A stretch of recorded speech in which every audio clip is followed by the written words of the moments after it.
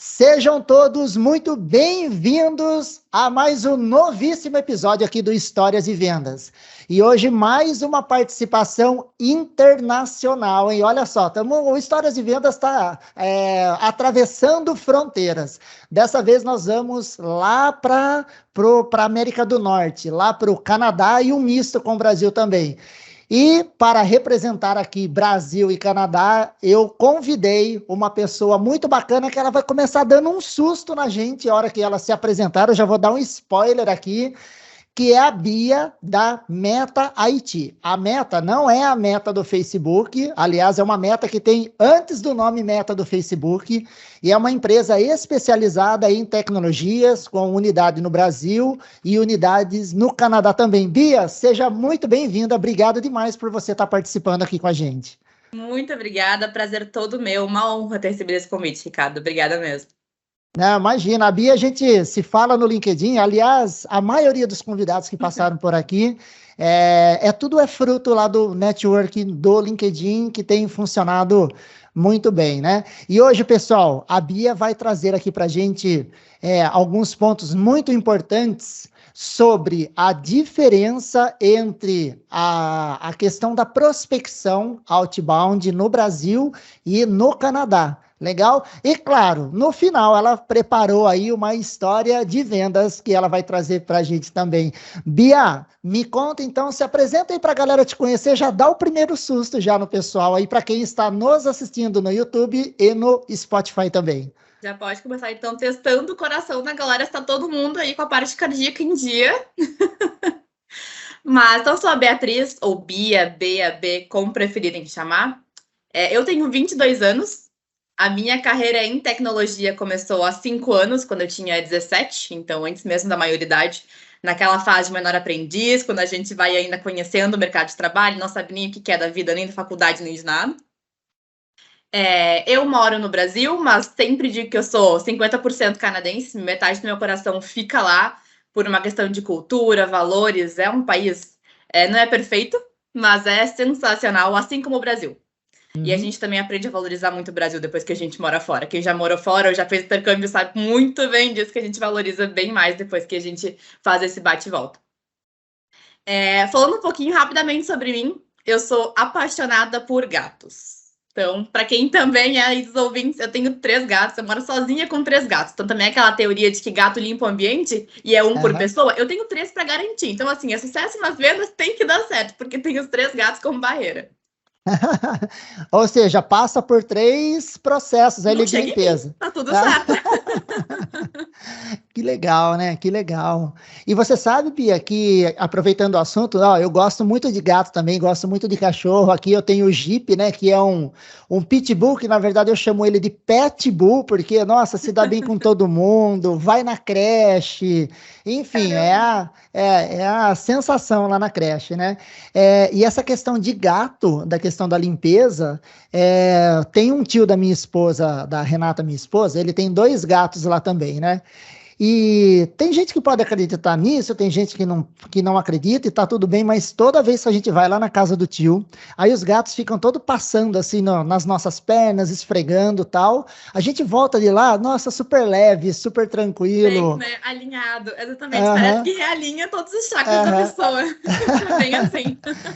É bem legal também, viu? Então, pessoal, passou muito rápido o que ela falou, ela deu um choque na gente, mas a Bia é gente boa demais, ela deu um choque muito leve, que ela falou assim, eu tenho 22 anos. Gente, 22 anos, ela é líder do time de pré-vendas da Meta na operação lá no Canadá, já está no mercado já há 5 anos, parece que ela já viveu 2, 3 vidas em uma, com apenas aí 22 anos, né?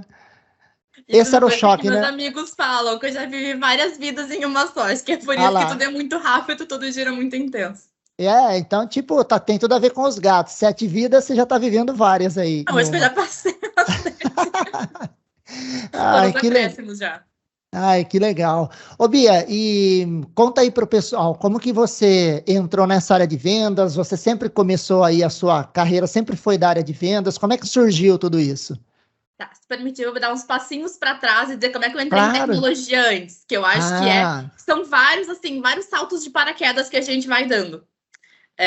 Eu, quando tinha 17 anos, foi quando eu comecei a minha carreira. Na verdade, eu cheguei a trabalhar antes dos 17, assim, eu me formei no Instituto Federal, então lá eu estudava de manhã e de tarde tinha oportunidade de dar uma aula de monitoria, ou trabalhar em algum setor da escola, mas era um trabalho, assim, era uma bolsa, não era um trabalho, a carteira de trabalho assinado. Então, o primeiro emprego foi com 17 anos, e foi engraçado porque eu tava procurando, sabe aquela fase que você tá procurando, mas ao mesmo tempo eu tô bem em casa, sem fazer nada, começasse pegando tudo, mas vou fazer de conta que eu tô procurando pra dizer, né, que eu tô buscando realmente um emprego. E aí, um dia eu andando no próprio saguão lá do Instituto Federal, eles tinham um quadro na parede de vagas. E aí tinha bem pequenininho, assim, um papelzinho de uma vaga de menor aprendiz numa empresa de tecnologia. E aqui na minha cidade, aqui bem no sul do Brasil, em São Leopoldo, tem um polo tecnológico. Então é basicamente uma rua dentro da universidade que tem aqui do Vale dos Sinos, com várias empresas, normalmente startups, ou também empresas muito grandes, como a Meta, que também fica lá dentro. Mas eu não entrei na Meta, no caso do 27, comecei em outra empresa, uma startup mesmo de tecnologia. Então tinha uma vaga naquela empresa para a área administrativa. Falei, bom, ok, bem sem fé nenhuma, apliquei para vaga, fiz entrevista e tudo mais, e acabei ingressando naquela empresa em 2017, final de 2017. Fiquei naquela empresa aí trabalhando, era administrativo, mas na prática era análise de dados. Então, eu comecei a aprender tecnologia. Eu não cursava nada de tecnologia, eu estava fazendo um técnico em eventos, organização de eventos.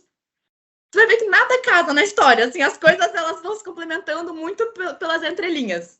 Mas isso que é legal. Exato, então eu gostava da área de informática, da área técnica, mas eu não estava nessa área e acabei ingressando nessa vaga. Fiquei, acho que 1 ano e 9, quase 2 anos na vaga, como menor aprendiz. E para metade de 2019, eu recebi a proposta dentro de casa, mesmo minha família, de ir para o Canadá. Não era intercâmbio, era uma experiência mesmo de, olha só, a gente vai pedir demissão e a gente vai para lá tentar a vida. Você quer vir junto? E como sempre, muito intenso, eu falei, vamos. Nossa, que legal! Então, pedi demissão desse menor aprendiz, fui para o Canadá, morei em Quebec durante 1 ano. Uhum. Aí acabou tendo a pandemia no meio disso tudo. Voltei. E aí, quando eu voltei, eu falei, caraca, eu não tenho emprego. Porque eu trabalhei como faxineira quando morava fora. Olha só. Então, quem é imigrante ou já foi imigrante sabe como é que é. Ou eu trabalho em cozinha, ou fazendo faxina, ou cuidando das crianças como au pair. Então, no meu caso, eu fazia faxina. Pintando casa. Limpando casa, 8 a 9 horas por dia. Das pessoas lá da minha cidade. Que legal. E quando eu voltei pra cá, falei, caraca, ok, a carreira que eu comecei, 2 anos de carreira quase, no comecinho, eu pedi demissão, o que eu faço agora? E pra minha sorte, eu nem vou chamar de sorte, mas porque eu já tinha construído, a mesma empresa me chamou de volta. Olha só. No aeroporto, essa história é engraçada, eu tava no aeroporto, num domingo, 20 de setembro, então já era um domingo, 20 de setembro, eu no aeroporto em São Paulo, porque eu fiquei 11 horas esperando o voo, a conexão. E eu, meio tempo no story, a minha antiga coordenadora falou, Bia, tu tá de volta definitivo no Brasil? E eu falei, sim, a vaga é tua, amanhã tu me manda teu currículo, que a gente faz a parte burocrática, mas assim, é estágio, tudo bem? Eu falei, não, tá tudo ótimo. Tá ótimo. Pode ser, tá ótimo. Porque eu sabia que eu ia ter que recomeçar a minha carreira de novo. Isso já em 2020. Aí entrei como estágio, de novo em tecnologia, mas numa parte muito de varejo, de análise de dados.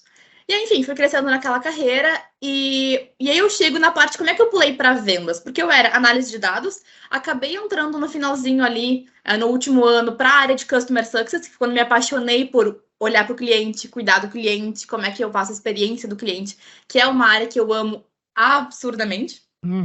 E no finalzinho de 2021, eu... de bobeira também no Instagram, e uma pessoa que me conhecia, e ó, essa é a parte engraçada, uma pessoa que me conhecia do Menor Aprendiz de 2017, então já era 4 anos atrás, falou, Bia, um conhecido meu trabalha numa empresa no Canadá, ele mora no Canadá, estão precisando de alguém para a área comercial, para prospecção. Você não topa porque eles querem alguém que fale inglês e que tenha um conhecimento do Canadá, porque esse conhecimento local, que também já é um ponto que a gente comentou depois, é muito importante você conhecer a cultura, como é que as pessoas se portam, como é que elas falam. E eu também tenho francês, que é aquela área de Quebec, que é uma província que fala francês no Canadá, mas que aquela província é só francês. Então eu tinha já os dois inglês e francês, então já era ótimo. Aí eu falei, não, tudo bem, mas eu não sou da área comercial. Não, tudo bem, eles te ensinam. Eu falei, caraca. Então eu topei, assim, a oportunidade. E aí a gente teve muito... nas entrevistas foi um fit, isso é muito bacana da Meta, a gente realmente fala sobre pessoas, que é... Eu me identifiquei com a empresa, eles se identificaram comigo e falaram, Bia, olha só, vem pra cá, aprende com a gente a área comercial junto e a gente vai fazer acontecer. E dito e feito. A gente acabou desenrolando. Também é um ponto que a gente estava comentando, né, Ricardo? Normalmente a gente cai na área de vendas totalmente de paraquedas. Eu caí em tecnologia de paraquedas, aí decidi, falei, gostei daqui. E depois caí de novo em vendas de paraquedas e falei, caraca, gostei daqui também. Nossa, que legal, né? Uma história longa, mas enfim. Não, mas é muito bacana, porque eu sempre comento aqui, eu uso uma frase que esse aqui é o podcast da história de vidas, não é história de vendas, né?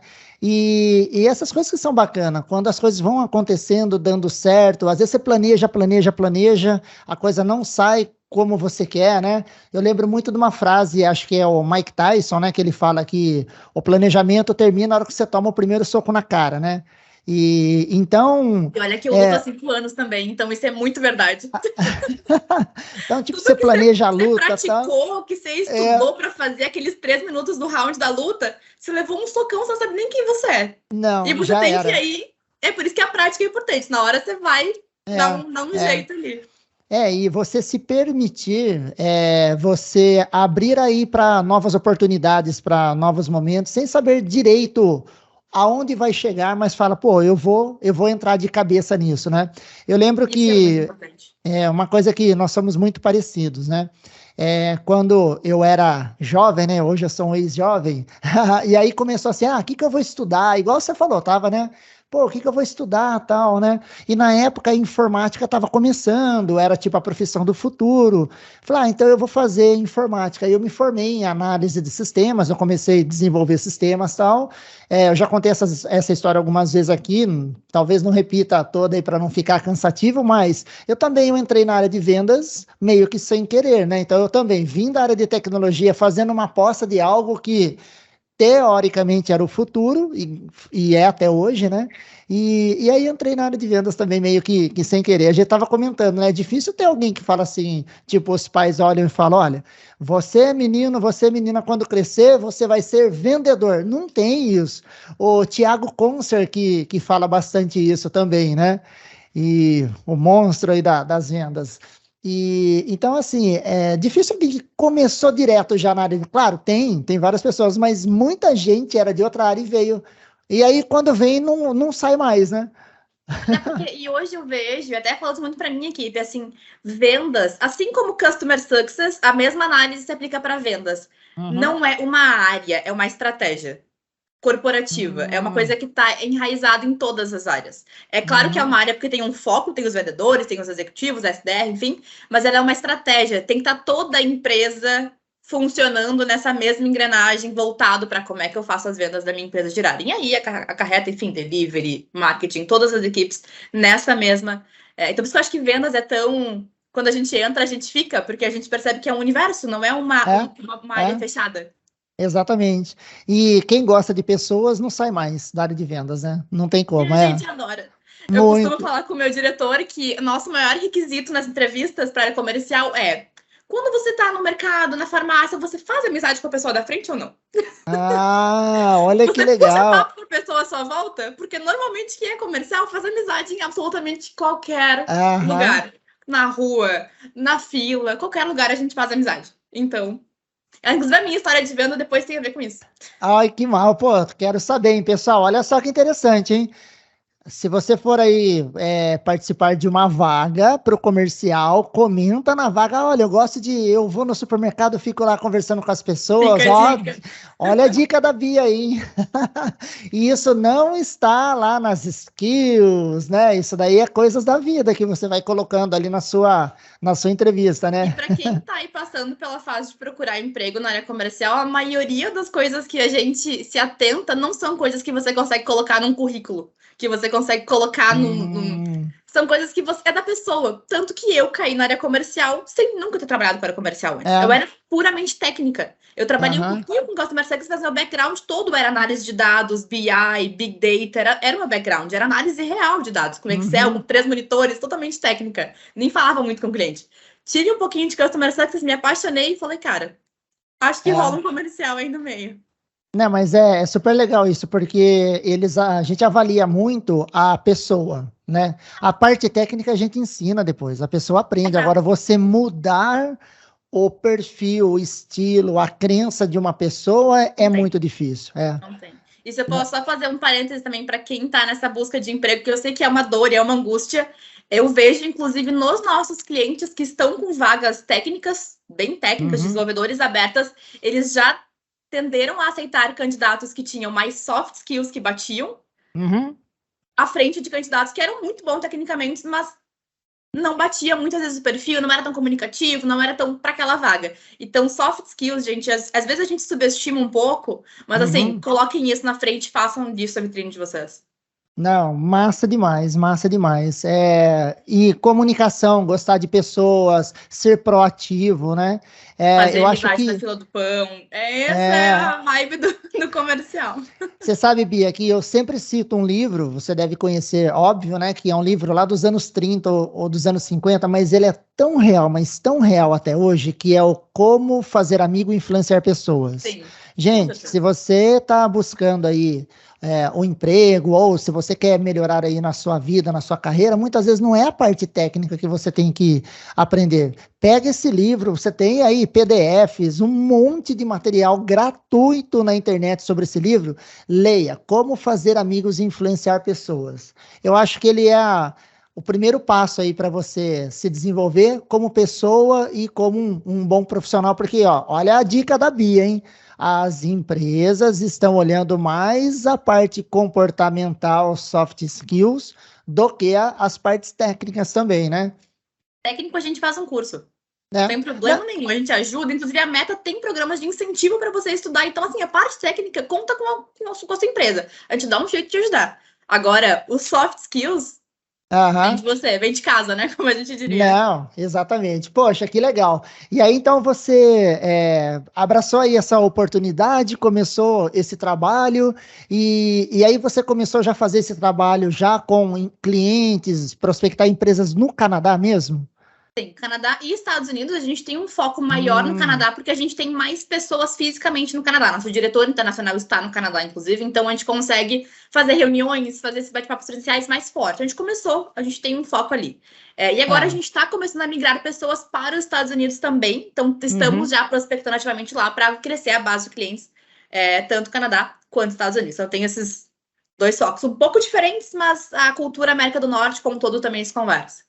Ah, que legal, né? E aproveitando esse gancho, a gente falar um pouquinho de alguns pontos assim comparativos, né?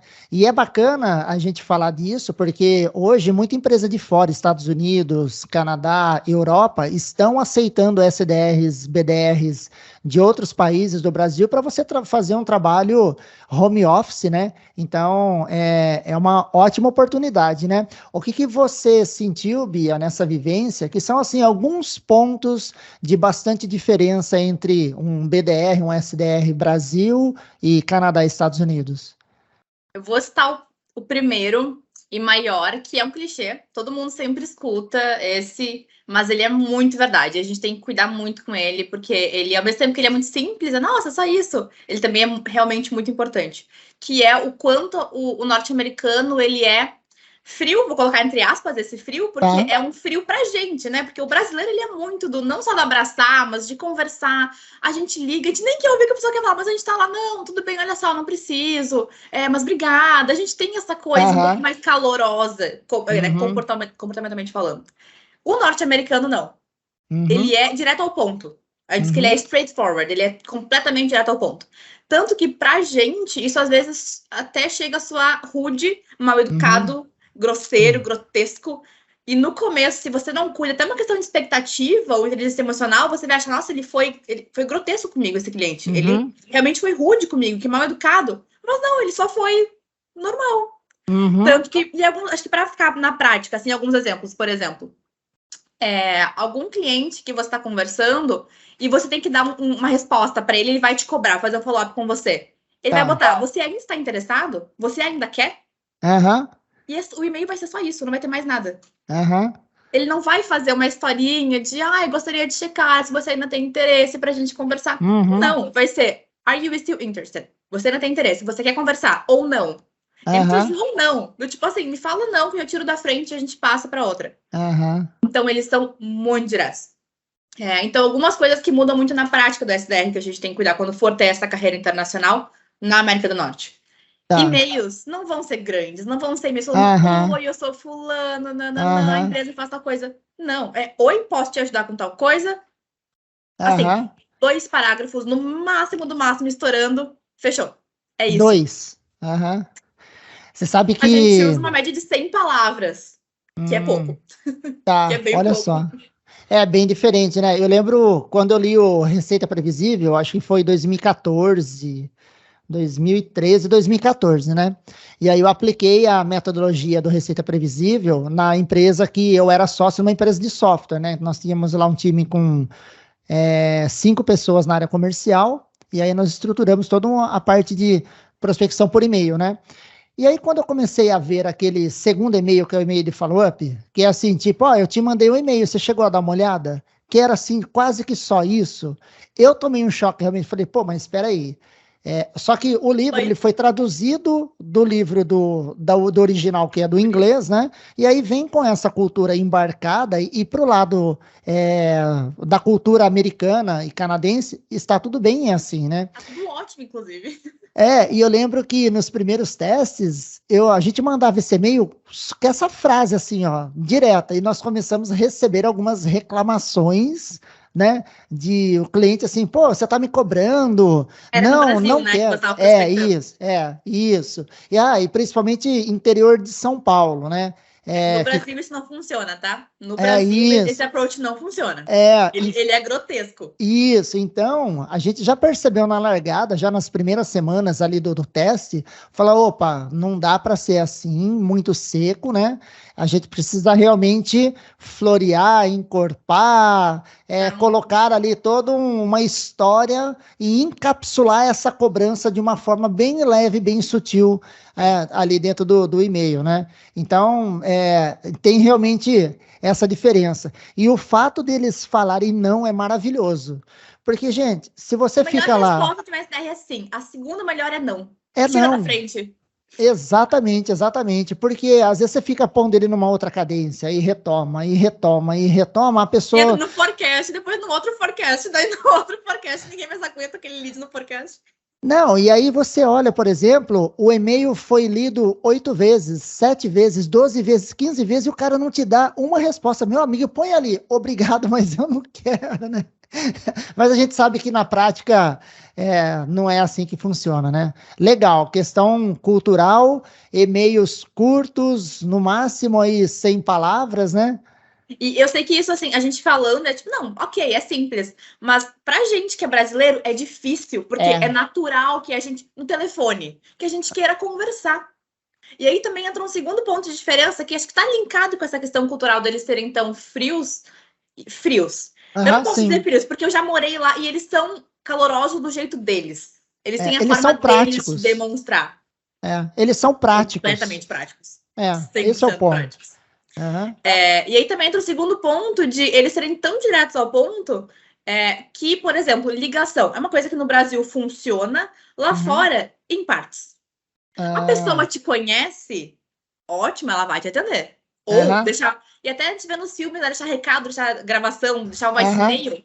Isso realmente existe, eles escutam. Eles usam isso para se comunicar. A gente no Brasil fica lá, aquela caixa cheia, nunca escuta, eles usam mesmo. Então a gente pode deixar um voicemail que a pessoa vai escutar. Ela vai te retornar?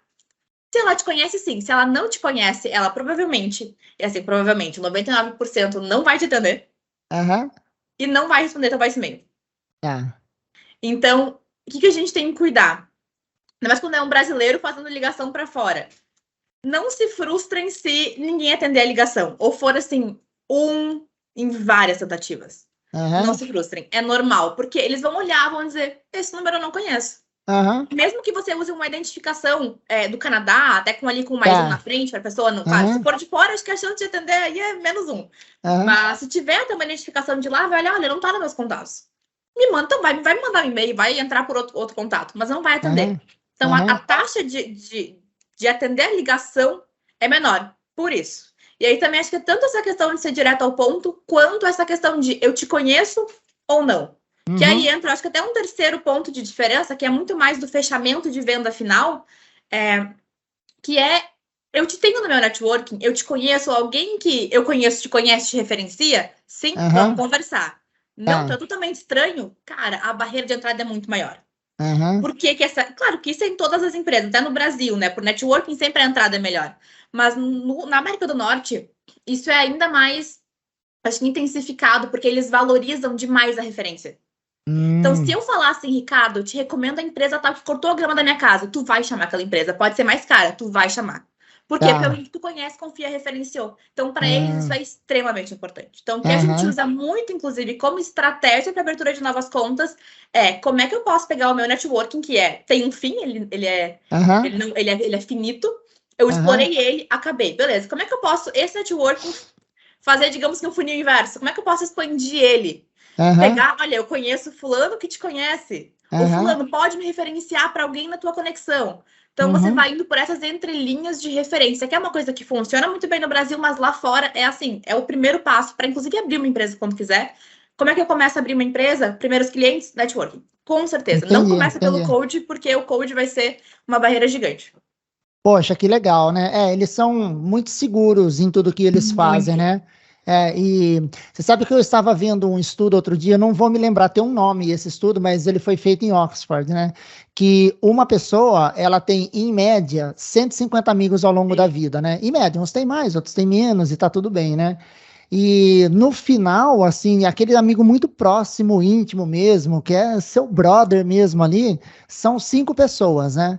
Então, eu até gravei um treinamento de vendas para uma empresa para a gente fazer estratégias de indicação, né? Então, se, por exemplo, se você pode conseguir 5 indicações a cada um cliente, né? Essas 5 indicações, depois se elas geram mais 5, você tem 25, depois se essas 25 geram mais 5, você tem 125 indicações até esse nível. Então, um cliente só, que você consiga aí 5 indicações com ele, depois você multiplica isso, ele pode gerar para você 125 indicações. E quando eu trabalhei como vendedor na DataSul, a indicação era a nossa maior taxa de fechamento, ela batia entre 70% e 80%. De resultado. Então, assim, ó, gente, outra dica da Bia aí, importantíssima, que se é um grande diferencial entre Brasil e Estados Unidos, você tem que usar isso no Brasil também, porque essa estratégia funciona muito, muito, abre muitas portas por aqui. Muito. E acho que também um link que a gente pode fazer, Ricardo, a gente comentou antes que vendas não é uma área, é uma área, mas é muito mais uma estratégia da empresa como um todo. Então, uma coisa que a gente fez, por exemplo, foi conectar outras áreas. Pô, será que meu time de delivery não trabalha em outras empresas? Ou até a gente que já foi empresário tem conexões que podem virar clientes? Será que meu time de RH... O engraçado uma recrutadora nossa trabalhou em empresas, ela tá no Brasil hoje, trabalhou nos Estados Unidos, então ela tinha contatos lá, recrutadora. E eu falei, olha só, por que a gente não tenta... Eu te ajudo, eu te ajudo a construir um speech, a gente entra em contato com eles, te ajudo com a parte comercial, mas você pode entrar em contato com eles e tentar vender a meta, colocar a meta. E a gente fechou 2 agendas. Nossa. E tá indo pra negociação e tá quase fechando o contrato. Então, assim, de uma recrutadora. Então, venda, você consegue ir por tudo, por esse networking, que funciona em todas as áreas da empresa. Dá para explorar bastante. O que você acabou de falar é uma explosão de resultado de vendas. E não estou exagerando, não, porque se você olhar para dentro de casa, igual você comentou, gente, você trabalha numa empresa que tem 50 pessoas, 100 pessoas, 1000 pessoas, cada uma tem uma, pelo menos. Todo mundo é vendedor. Todo mundo. Você sabe que eu nunca tinha parado para pensar assim, a gente pede indicações, por exemplo, eu passei, a minha maior jornada foi na área de software, né? Então, a gente trocava indicações entre o time de vendas, pedia indicações para clientes e pedia indicações para o time de implantação que estava junto no cliente o tempo todo. Mas a área de back-office, administrativo, financeiro, RH, a gente não pedia. Olha como nós perdemos essas oportunidades aí, Bia. Que ficou lá, mas olha só, daqui para frente, levei um aprendizado. Sempre explorar tudo que der. Nossa, porque que massa. Vai ter alguém que, mas eu conheço alguém. E assim, muitos negócios que a gente fechou na meta era até, meu vizinho. A gente foi sair no carro, se encontrou, batia um papo ali mesmo e... Então, esse network você não dá nada. Aham. Vem daí, vem Nossa, que daí. massa, né? Pô, pessoal, na academia, onde você estiver aí, não é? No Uber, a gente já vendia meta no Uber Aham. pro motorista. Pô, que massa, né? Pô, você conhece alguém aí que tem empresa, que é sempre, você tá, conheço, tal. Por quê? É, aham. Pô, que massa. Então, olha só, quantos pontos de diferença que tem e, ao mesmo tempo, tanta coisa que dá pra gente aplicar aqui, né? E, ô Bia, eu ouvi também um pessoal comentando uma vez que lá eles não usam tanto o WhatsApp, eles usam mais SMS, né? Ai, Quando você... eu ia esquecer dessa parte. Gente, o WhatsApp não Aham, existe lá fora, não, tá? Eles são dos aham, de massa, eles usam SMS. Eu achava que era lenda urbana. Até eu aham. morar lá e falarem para usar SMS ou Messenger, que é o chat do Facebook. Sei, Então sei. eles usam muito Messenger e SMS. Eu falei, vocês Hã? sabem que tem WhatsApp, né? Eles, pra quê? SMS é a mesma coisa. Eu falei, tá, ok, Ah, eles têm razão. olha só, Ok, né, que tem interessante. alguns benefícios no WhatsApp, mas eles usam o SMS e para falar por vídeo, Messenger ou FaceTime para quem tem iPhone. Só. O Aham. WhatsApp não existe. E brasileiros usam, mas nativos muito dificilmente. Olha que legal, hein? Então, pessoal, de repente, se você nunca usou SMS, nem sabe o que é isso, que tem isso lá no seu celular, né? Se você pretende aí trabalhar numa função de prospecção lá nos Estados Unidos, Canadá, bora começar Mas a lembrar deixa disso, eu hein? fazer um parênteses agora, que bom que a gente falou essa questão do SMS, porque aí tem uma outra diferença que é bem importante, e que aí também é uma diferença gritante entre Brasil e América do Norte, na parte de prospecção, que é Brasil, a gente usa o WhatsApp para conversar com Aham. lead. SMS não, né? A gente está mais atualizado do que isso aqui no Brasil. Uhum. Mas lá fora não se usa nada disso para falar com o lead. Por Uhum. quê? De novo, a questão do eu não te conheço. Tá. O nosso contato é profissional, então você vai mandar para mim e-mail no e-mail corporativo, não manda para um Aham. Gmail, Outlook da vida, não manda para um e-mail pessoal. Uhum. Telefone é o headquarter da empresa, é o telefone do escritório, no máximo um ramal. Aham. Pode acontecer de pegar um telefone mobile para ligar, mas se preparem, porque pode vir um lead de boa e pode vir um lead quando pede processar, porque tem a GDPR, que é a LGPD deles, que pode barrar esse tipo Aham. de coisa. Então, Aham. esse contato pessoal, eu entrar na sua zona pessoal, eles têm o que eles chamam de círculo em volta de Tá. você. Tá. Tanto que Tá. eles não se tocam fisicamente, por exemplo. Sim, sim. Tem Aham. essa coisa que a gente tá vendo nos filmes. Então, esse círculo, ele vai essa questão do toque físico e também vai numa questão de esse é meu espaço pessoal. Aqui você Aham. não entra. É profissional? LinkedIn, e-mail corporativo, número da empresa ou meu ramal. Se eu te Tá. passar meu número de telefone ou tiver na minha assinatura, beleza, porque eu tive como pegar. Agora, Tá. eu mandar mensagem ou eu ligar pro número de telefone pessoal é bem. Eu não vou dizer que as pessoas não fazem, mas é um Aham. risco. É um risco bem É. grande. E meu papel é dizer que a gente tem que cuidar com isso, porque eles têm esse espaço pessoal que é de fato muito importante e é quase uma violação. Eles se sentem realmente violados. E até Aham. eu já fui acusada de assédio no Canadá porque eu abracei uma pessoa sem querer. Não. Nossa. Enfim, brasileira, cheguei, abracei Sim, ele e falou: sim. você sabe que isso é assédio, né? E aí eu entendi o quão sério isso é para eles, tanto Ah, de contato tá. físico quanto de invadir seu espaço pessoal de qualquer forma. Aham, aham. E por mais que você está trabalhando em outro país, no mínimo a gente tem que entender A cultura. e tá dentro da cultura deles, né? E tá tudo bem, né? Eu tava lembrando aqui a questão do SMS, isso aí é uma coisa que hoje quase ninguém tá usando, né? Quem usa são banco para mandar algumas mensagens, empresas de telefonia e tal. Cobrança. Mas vou te contar uma coisa, Bia. Eu uso, sabe por quê? Porque a maioria das pessoas, mas não na prospecção, quando eu não tenho contato da pessoa. Imagina assim, follow-up de proposta, por exemplo, tá? Liguei, não consegui falar com ele, eu poderia sim mandar um e-mail de repente e vão pensar no telefone, eu poderia mandar um WhatsApp, não é? Alguns eu não mando WhatsApp, eu mando SMS.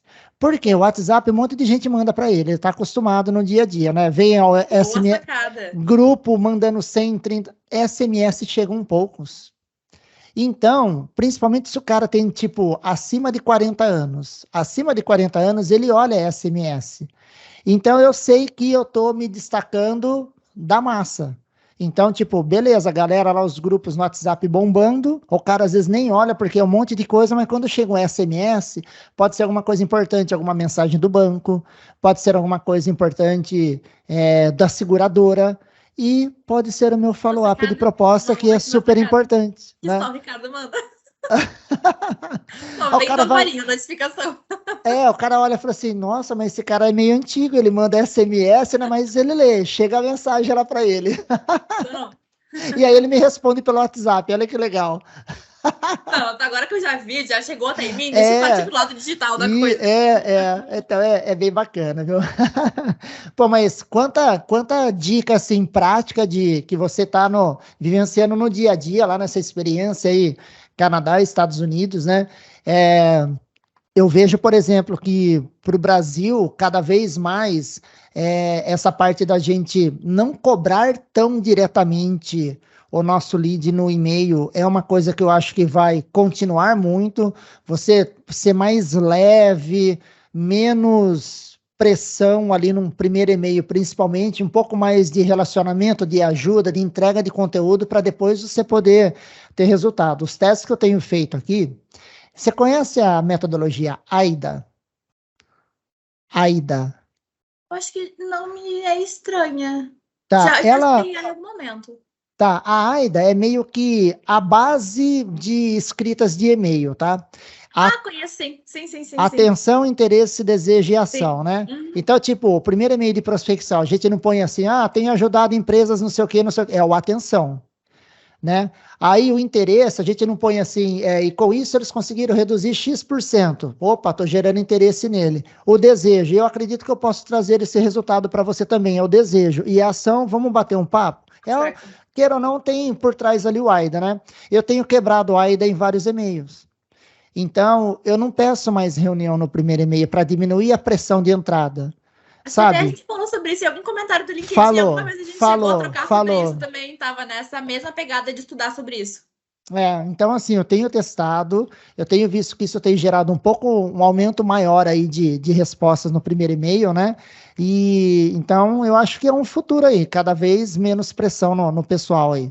E até um ponto que eu falei hoje ainda com o meu time, numa reunião com todo o time comercial aqui da empresa, foi que vendas é muito mais sobre relacionamento do que sobre o ato de vender. Você precisa se conectar com a pessoa, você precisa entender de fato o que a pessoa está passando, como é que eu posso ajudar. Nem que você diga assim, olha, agora a gente não consegue trabalhar juntos, pode ser depois, porque é um relacionamento que você está construindo. Claro, a gente quer vender, a gente quer fechar negócio, mas é muito mais aquele relacionamento primeiro e a consequência final da coisa é a venda fechada, o negócio fechado. Olha, para você ver o que aconteceu essa semana, né? Eu fiz uma reunião, uma pessoa, vou falar Curitiba, né? E aí, atrás dela tinha um quadro ali do Jardim Botânico. Eu falei, nossa, que legal, tem um quadro do Jardim Botânico, já estive lá, tal. Ela falou assim, isso aqui é um dos cartões postais da nossa cidade. Mas voltando ao nosso assunto, tipo, ela, né, eu joguei para fazer um rapport ali com ela, para, né, criar um relacionamento, ela já me cortou e seguiu diretamente para, tá tudo bem, prático, tal, né? Mas eu acho que, principalmente quando você está conhecendo uma pessoa, esse rapport, isso é super importante para você criar essa confiança, né? E o que eu acho que é importante no que você trouxe de exemplo, Ricardo, é que as pessoas têm formas de criar rapport diferentes. Então, pode ser que o dela não fosse dessa forma. Tem gente que é muito mais formal na conversa, que é muito mais com colarinho, né? A pessoa ali direitinho, mas que você consegue pegar algum futebol, ela gosta. Ela gosta de algum outro assunto, ou ela fala sobre alguma outra coisa que você consegue fazer ela dar aquela risadinha. Aí você pensa, putz, é aí. Então, você tem que, às vezes, identificar na pessoa. Também, às vezes, na reunião com ele, catando qual é a entrada de rapport dele para fazer o relacionamento ali. Isso aí, muito legal, Bia. Nossa, tá muito bom o nosso bate-papo aí, né? E, ô Bia, agora vamos para aquela pergunta que tá todo mundo aqui mega curioso para conhecer aí a sua história de vendas que você separou aqui pra gente com tanto carinho. Essa é engraçada, viu? É completamente, assim, como tudo na área de vendas é unexpected, você não tá esperando nem um pouco. A Meta foi, ela fez sponsorship, ela foi patrocinadora de um evento em Toronto, que foi o Collision. Vocês devem conhecer também o Web Summit, que acontece em Lisboa, o evento de tecnologia. Sim. E a versão do Web Summit Europa lá, tem a versão norte-americana que se chama Collision, que acontece em Toronto. A primeira vez que ela voltou presencial agora esse ano, depois da pandemia, e a gente foi lá como patrocinador, tinha um stand e tudo mais. São 3 dias de evento, mas no dia, antes do primeiro dia de evento, tem a noite com uma abertura. que é ir lá no palco, vem grandes figuras lá, tanto da cidade de Toronto, enfim, até atores vão. E eu lembro que eu cheguei atrasada, não consegui entrar no palco principal, meu diretor foi, minha chefe de marketing foi, e eu cheguei e estava lotado. E aí, para quem ficou os de fora, tinha um barzinho, assim, a uns 10 minutinhos a pé, tinha um barzinho do evento, assim, era um lugar com uma piscina, com bebida, e tinha um telão passando a abertura. Falei, bom, vamos para lá. E fui para esse barzinho esperar terminar, encontrar meu time todo depois da abertura. Então eu tava assim, tá, já perdi a abertura mesmo, né? Perdi o presencial, vou ficar lá no barzinho, tranquila, sentei num sofá. Tinha eu e mais duas colegas da Meta que também são brasileiras, a gente ficou falando português, nós no cantinho esperando acontecer toda a abertura. A gente tá conversando e chega duas mulheres assim. Ai, meu gato no fundo, dá pra ver? Não, tá, mas pode. Não, pode trazer. Daqui a pouco eles aparecem. Aham. E a gente tá ali conversando sobre, enfim, qualquer coisa naquele momento para esperar passar a abertura. E chegam duas mulheres assim, do nada. Brasileiras. E a gente, porque tava falando português, e a gente, sim, vocês também? Sim. Tá, ok, brasileiras, beleza. E a gente se encontrou ali com brasileiras também. Tava todo mundo com um crachá, com o seu nome, a empresa e um código para você poder escanear e pegar LinkedIn, enfim. Mas eu juro que eu nem olhei. Eu devia ter olhado na hora, mas eu não olhei. Fiquei tão, nossa, brasileira também. De onde é que vocês são? É de São Paulo? Não é? A gente é do Sul? Vocês moram aqui? Quanto tempo? E a gente sentou todo mundo junto, começou a conversar. E ficou, sei lá, uma meia hora, uma hora, conversando sobre tudo. Quanto tempo tá no Canadá? Já é residente, não é? Qualquer coisa menos negócio. E criamos já uma amizade ali. Trocamos LinkedIn até e tudo para não perder a conexão. Mas não foi nem com interesse de vendas. No final, depois de, sei lá, uma hora conversando, eu me liguei de perguntar de que empresa que ela era.